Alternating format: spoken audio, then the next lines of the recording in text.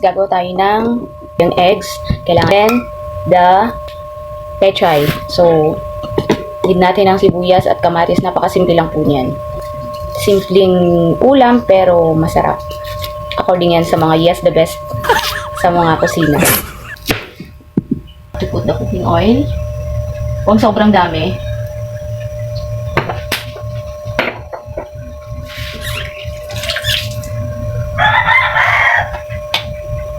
And after na mag-heat yung kawali, you have to gisa-gisa the onion. And the tomato. Yung tomato yung kailangan ng papalasa ba? Ano sa sardines. Ayan. Para mas yung maninikip yung lasa talaga. And after that, follow nyo na yung sardines. Guys, huwag mo ubusan ng pinakang ano niya. Yan.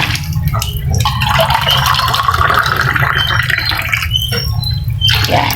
Konti lang. Yan, hintayin natin na. Ayan, kumulo na siya ng kumulo. Yan.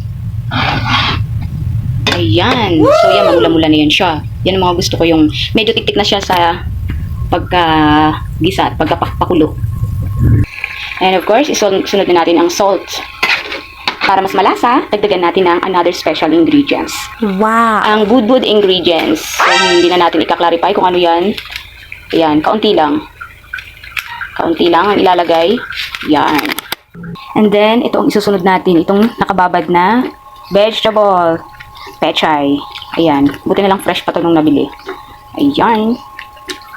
Gagawin. So, at the same time, meron din naman siyang nutrition. Nutrients. Nutrition. Nutrients. So, ayan. Simpleng sardines na may kasama ang gulay. So, ayan. Ilalagay na nga natin siya ng paganyan lang. Ayan. Ganyan lang ang tamang setup. Ayan. Ganyan mo lang siya. Buong-buo yung mga pechay. Ayan. Hintay natin kumulo. And you have to put the panakip para mas mabilis at matiktik na yung lasa sa loob. Ito pala yung tamang angle ng pag-video ko eh. Kanina pa ako hirap. You have to put the sunny side up. Kailangan buo siya, guys. According sa nagsabi sa akin ng yes the best sa kusina, kailangan daw buo yung ilalagay na itlog. So, kailangan nating buuin, guys. Ayan. Oh, wala kasi ako taga-video kaya alam niyo na. Yun na lang mamaya. So, ayan na siya. Chidan! Ayan, nag-umpisa na siya. Yan, sunny side up lang siya sa taas. Papakuluan muna natin. Ayan, guys, oh. Kitang-kita na yung sunny side up niya. Okay na, guys, ang result is 3 sunny side up eggs with pechay and sardines.